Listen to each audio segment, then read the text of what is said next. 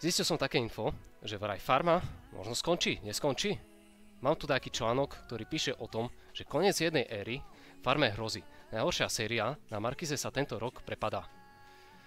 Áno, ja som takisto stratil záujem o tú farmu. Ja som to sledoval asi 3 roky poctivo, ale táto po prvej epizóde ma to omrzelo, poviem to na rovinu, hej. Poďme si to prečítať, čo vlastne tu píšu. Najdlhšie vysielaná reality show sa na obrazovke začína trápiť. Blíži sa koniec ďalšej veľkej éry. 14. rok je jedným z kľúčových formátov Markizy, je na reality show Farma, ktorú na obrazovke nevynechala ani jediný rok, už od jej štartu v lete 2011. Takúto životnosť nemá farmársky formát nikde inde v zahraničí a dlhodobo drží status svetového unikátu. Farma je rovnako slovenským rekordérom, keď je suverenne najdlhšie vysielanou reality show na našom trhu. Áno, je to tak. Podľa mňa Farma strašne veľa ľudí omrzela od tých v podstate prvých dielov, čo tam vychádzalo od tých sérií, lebo veľa ľudí aj s ktorými sa o tom rozprávam, tak mi hovorí, že Farma zo začiatku bola lepšia, lebo to bolo ťažšie, nemali toľko jedla ako majú teraz, nemali toľko možností, museli viacej makať a vraj teraz momentálne to je také, že je tam Alica, vedeli si niektoré farme nakupovať jedlo a tie príbytky nie sú také, ako boli si kedysi dávno. Čiže tých ľudí to už pomaličky omrzelo a aj teraz, akých tam ľudí si tam zobrali, že tu čisto fajčiari a dobre, že nie už v každej sérii hneď do týždňa, dvoch sa tam stane nejaký pohlavný styk, hej. A tak no, omrzí to ľudí už časom. Chcú ju udržať čo najdlhšie. Markiza sa o predĺženie životnosti snaží rôznymi obmenami formátu.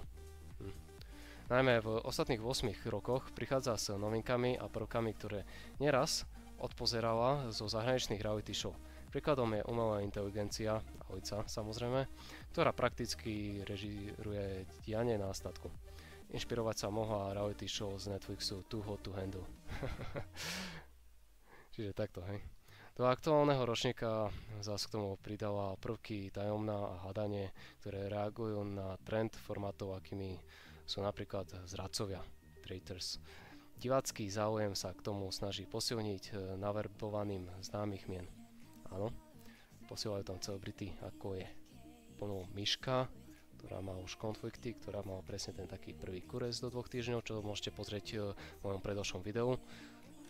Na profile na YouTube určite bežte ľudia tam, takisto si viete pozrieť aké shorty na TikToku. Ale viete si to pozrieť so mnou aj naživo, kde som ja na Kiku, čiže pripojte sa, hoďte tam follow, budeme za to rád. A my pokračujeme ďalej. Tento rok do farmárskej zostavy zavolali najkontroverznejšiu účastničku 3. série Ruža pre nevestu, Michailu Doležalovú, ako som spomínal, ktorá naplňa očakávania televízie. Ale že doslovne naplňa. Postarať sa stihla o najvýraznejšie momenty doterajšej 17. série od najdivokejšej hádky v histórii show až po prvé intimnosti tohto ročníka. Ani táto kombinácia ale televízii úspech neprináša.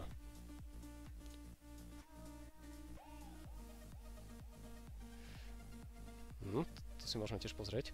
Tento rok sa predáva Farma 17, má za sebou zatiaľ necelé 3 týždne vysielania, ktoré sa pre ňu nevyvíjajú pozitívne. V ich priebehu dokázala v podiele na trhu najvyššie uhrávať výkony okolo 20% v obchodnej skupine, čo je celodenný priemer televízie, väčšinu času ho však podlieza. Nepríjemné, no je to docela nepríjemné. Tento týždeň sa Farma na premiér Markizy nedostala ani raz. Všetky 3 epizódy vysielané v druhom pásme, a teda v pondelok, útorok a štvrtok, sa napriek nadpriemernému nábehu seriálu Dunaj či v zovretí pohybovalo okolo podielových 17%. Čiže takto sa má na to momentálne Farma.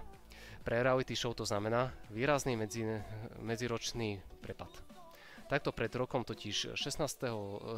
séria dosahovala v druhom pásme svoje klasické výkony. Podiely na trhu sa často hýbali okolo 23%, v neskoršom čase dokonca vyskakovala ešte výrazne vyššie aj k 27 či 29%. Aktuálne v neskorom čase nezačína vysielanie žiadna epizóda.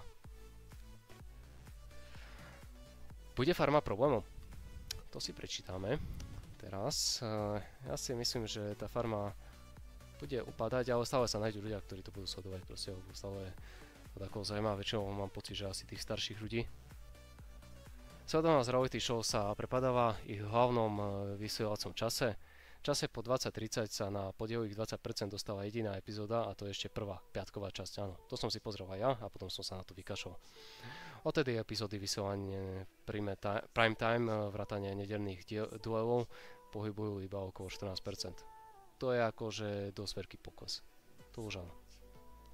V tomto prípade ide už pre Markízu o varovný prst. Je zrejmé, že takéto výkony budú pre ňu hlboko neuspokojivé. V lani v rovnakom období totiž dokázala v primetime uhrávať podiely na úrovni 20%. Nespokojná bude o to viac, že v kľúčových večerných časoch sa počas vysielania farmy otriasa jej pozícia lídra na trhu. Markíza môže show i naďalej fungovať v online a na Vojo, kde sú premiérové epizódy dostupné s jednodňovým prestihom. Televízia tieto dáta nezverejňuje. Čiže to je všetko o tomto, čo sa momentálne deje s farmou, že nemá taký veľmi veľký úspech a je v podstate len otázka času, že kedy to skončí alebo kedy fakt prídu s niečím takým, čo zmení celú tú farmu v podstate, by som povedal. Ja si myslím osobne, že im tam chýba niečo, čo by... Nie, tak by som to povedal. Im tam chýba, podľa mňa, sa vrátiť naspäť k tým starým časom, lebo to ľudí bavilo. Keď tam, nazvem to tak, že tí ľudia trpeli, hej. Že... Musia sa, podľa mňa osobne, vrátiť k tomu, čo bolo. A Alicu kľudne nech tam nechajú, ale nech trošku sprísnia tie podmienky, lebo je to také... Plážo, oni si tam pijú v podstate každý deň, kuria cigaretku a majú v podstate z toho dovolenku a nie také tie povinnosti, čo tam mali robiť, aby si zaslúžili tú farmu. Teraz je to fakt, že je také o ničom. Kľudne by som tam ľudia išiel ja a by som to porazil, proste všetky by som tam porazil, pobil by som ich v tých dueloch až do finále. Bol by som víťaz farmy 17. Sice už nie teraz, ale 18 možno, uvidíme, Markíza. Môžeme sa ešte pozrieť, že čo tu je, keď tak. Uvidíme. Vítajte ľudia.